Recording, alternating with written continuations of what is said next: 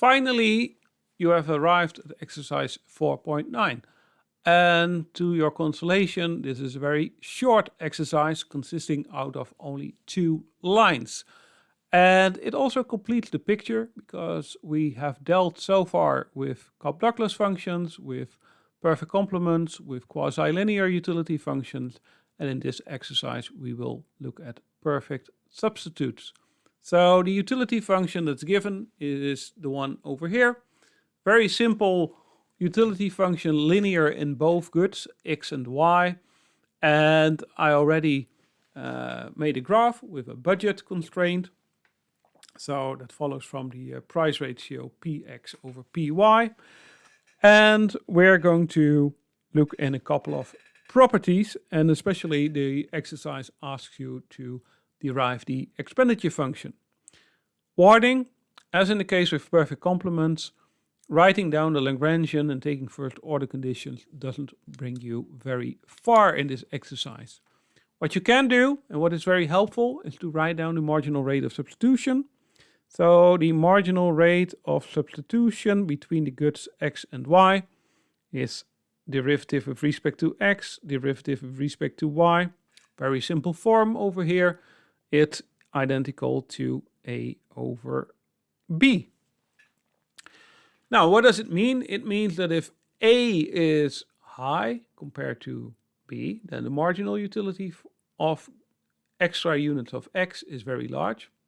So you are willing to give up a lot of units of y in order to get additional units of x. Means that the indifference curves are very steep. So the slope is very negative. So in case you have that AB is large, for example, it exceeds the price ratio of the 2 goods, Px, Py, then you have indifference curve that looks something like this. This is one indifference curve, and you have a certain budget, and you want to maximize your utility by aiming for the highest indifference curve that you can attain. Well, this one is a higher indifference curve than the first one that I've drawn. You can see that these are straight lines because the marginal rate of substitution is not a function of the units of x and y that we consume. It's a constant, only determined by the parameters a and b. And the highest indifference curve that we can reach is the one that intersects with the x-axis at this point. And it's the point where we consume no units of good y and only units of good x. And why is that? Well, because the price ratio of good x is very favorable. Our marginal utility of good x is very high, and the price is relatively low compared to the price of good y. So we sell all our units of good y in order to buy only good x.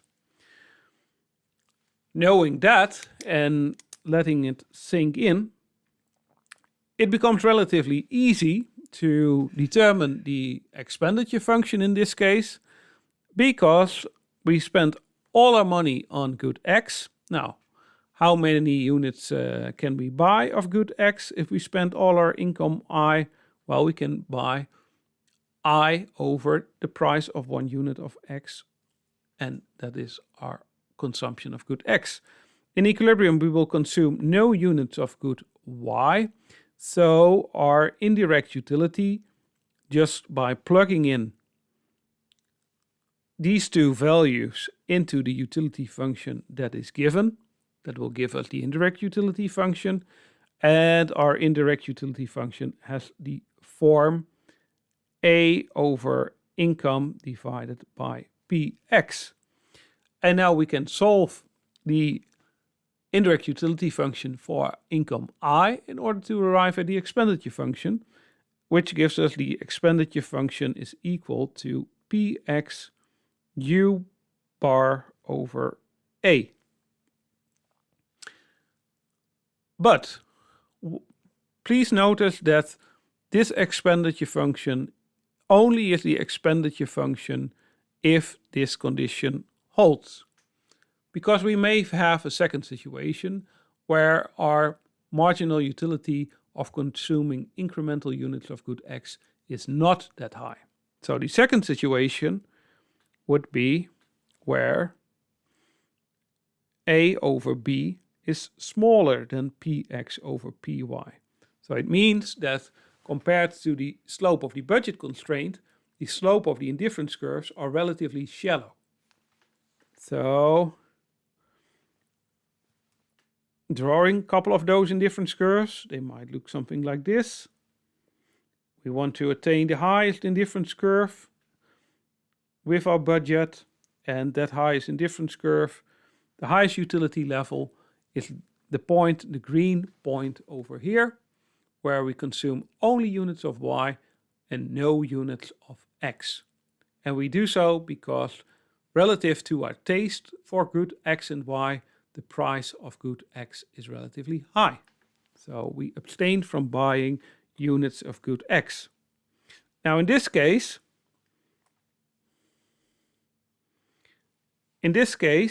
we only buy y, so we spend our entire income on good y, which allows us to buy y over py units. We don't buy any units of x. Our indirect utility function is by over py.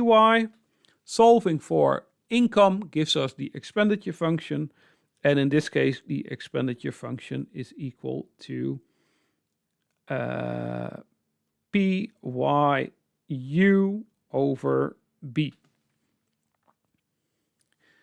So to summarize, what we have is that our expenditure function is identical to pxu over a if px py is smaller than a over b, and it's identical to pyu over b if p x over py exceeds a over b. And another way to write this condition is to write px over a is smaller than py over b, and in this case we have that px over a is larger than py over b. And I do the latter because this will show you another nice way to summarize this expenditure function, because we can now write the expenditure function in shorthand. So we want to minimize our expenditures, and the expenditure is the minimum of px over a or py over b, whichever one is smaller, times u. And px over a times u, that's the one that holds if px over a is smaller than py over b. And the second part, this is the minimum, and then we have, if this is the minimum, then we are in the case that py over b is smaller than px over a, and in that case our utility or expenditure function equals py over b times u, the expression given over here. And well, to finalize everything, if we have the situation where there's exact inequality, then we have that the expenditure function is px over u, a is pyu over b. But then you can take any of these two. If they are equal, it doesn't matter. It gives you the same outcome for the expenditure function. And that completes exercise 4.9.